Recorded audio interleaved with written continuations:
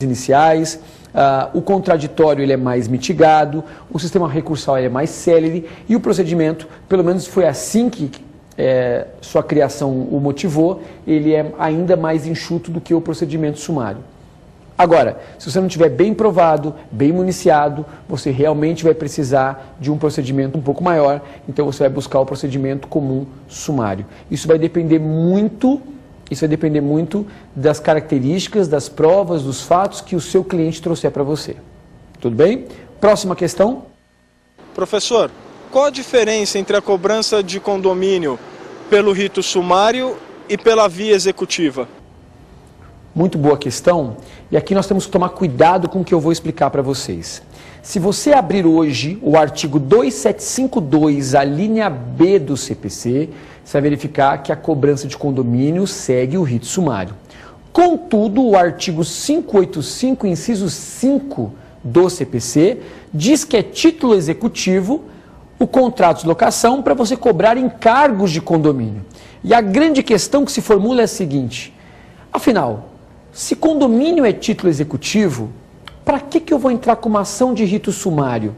Ou mais ainda, qual dos dois eu devo eleger? A execução, entrar com uma execução de quantia ou entrar com sumário? Na verdade, você não tem a opção de escolher. Depende muito da legitimidade ativa e passiva. O que vai diferenciar o procedimento sumário da execução não é a natureza do crédito, e sim quem propõe e contra quem se propõe a demanda. A regra é simples. Se o condomínio, representado pelo síndico, cobrar o condômino, obrigação propter rem, o condomínio, nesse caso vai seguir o rito sumário. Então, se eu, condomínio, representado pelo síndico, cobrar o condômino, a unidade condominial 74, que não vem pagando o condomínio, vai seguir o rito sumário. Agora, se eu faço um contrato de locação, eu, Renato, sou locador, você é o locatário. E dentre outros encargos que você deve arcar, um deles é o condomínio. Se você não me paga o condomínio, em decorrência do contrato de locação, eu vou cobrar você pela via executiva, à luz do artigo 585, inciso 5.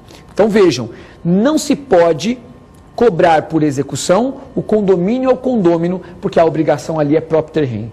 Mas, quando se fala de locador para com locatário, é possível que você cobre via executiva. E olha que interessante, você pode ter duas ações em curso, do condomínio contra o condômino, cobrando o condomínio, e do locador cobrando do locatário esse mesmo condomínio numa ação executiva. É possível que haja duas ações em curso. O que não é possível no Brasil é o condomínio cobrar direto do locatário, porque a obrigação, o vínculo, a relação jurídica do condomínio é com o condômino. O que ele faz com o imóvel dele a título particular, exemplo, locação, isso não importa para o condomínio, porque, volto a dizer para vocês, a obrigação entre eles é uma obrigação propter rem.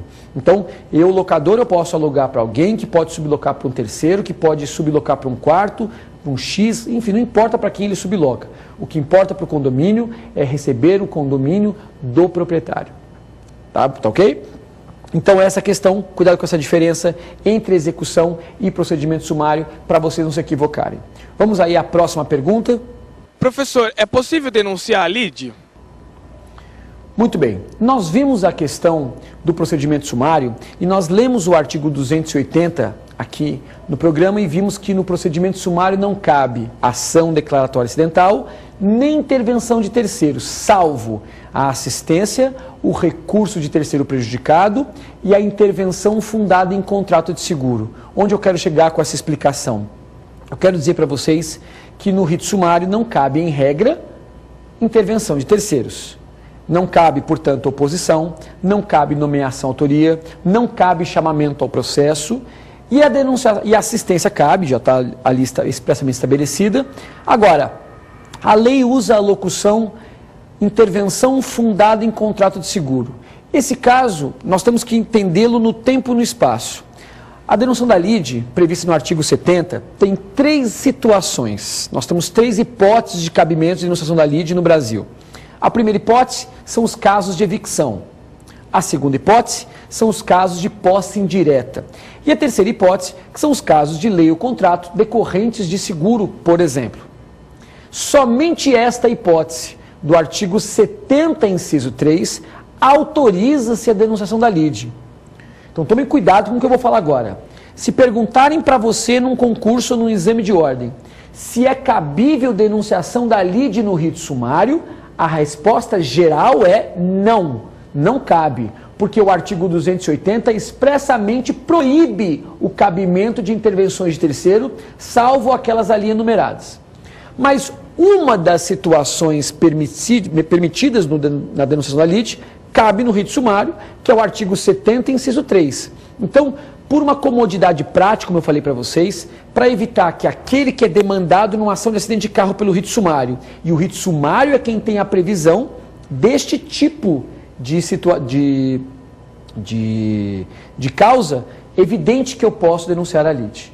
Tomem só cuidado com isso. Vocês vão encontrar até alguns autores no Brasil, são raros, vocês vão encontrar alguns autores que defendem a possibilidade do autor entrar direto contra a seguradora.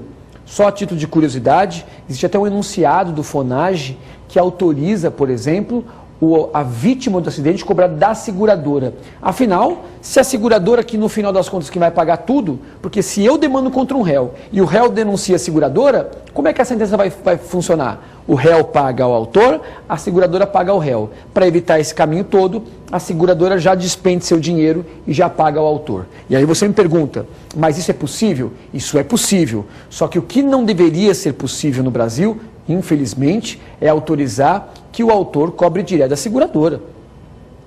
Até porque você tem que autorizar o réu se defender e mais, além de ter que exercer o seu direito de ampla defesa para quebrar o nexo causal, ele pode de repente até dizer, sou eu que devo, mas eu quero pagar, eu não quero usar minha seguradora. O valor do acidente não cobre o valor da minha franquia.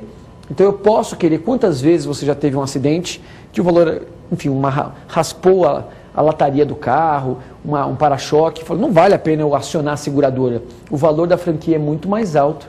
Então, na verdade, essas questões, somadas à situação clássica, não há relação jurídica, e eu falo sempre isso diretamente, não foi o caminhão da seguradora que bateu no teu carro, então você tem que entrar com uma ação contra quem lhe causou, responsabilidade aquiliana, e quem causou o acidente pode denunciar a lide seguradora, responsabilidade contratual. É por isso, é por essa situação que no rito sumário se autoriza a denunciação para evitar esses desconfortos, de falar, eu vou cobrar da seguradora, eu vou cobrar de não sei quem. Não, você pode cobrar daquele fulano e ele pode denunciar a lide seguradora, mas só nesta situação específica. Tudo bem? Próxima pergunta. Professor, qual a diferença entre reconvenção e pedido contraposto? Muito bem. Eu esperei até essa parte do programa para que a gente pudesse falar com mais calma sobre esse assunto, que nós falamos de maneira rápida e breve no primeiro bloco. No rito sumário, como nós vimos na audiência, não cabe reconvenção, cabe pedido contraposto. A grande questão é, o que diferencia a reconvenção do pedido contraposto? Reconvenção tem natureza jurídica de ação. A reconvenção é uma ação que segue todos os requisitos do artigo 282 do CPC. E sendo uma ação própria, eu faço até uma brincadeira em aula que eu digo que a reconvenção ela é um CD-ROM do Norton Antivírus Business, pesadíssimo.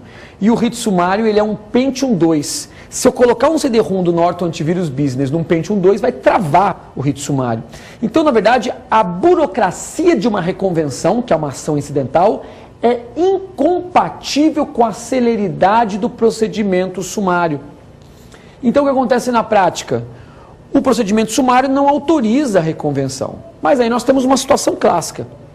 E se o sujeito desejar fazer um contra-ataque no rito sumário? Voltando àquele assunto, imaginem, por exemplo, que num acidente de carro entre nós dois, você bateu no meu carro e não raro acontece que aquele que praticou o ato de acidente, o ato que gerou aquele acidente, vamos imaginar que eu, Renato, entenda que você esteja errado. Então, não raro vai acontecer que eu não só queira me defender, como queira contra-atacar.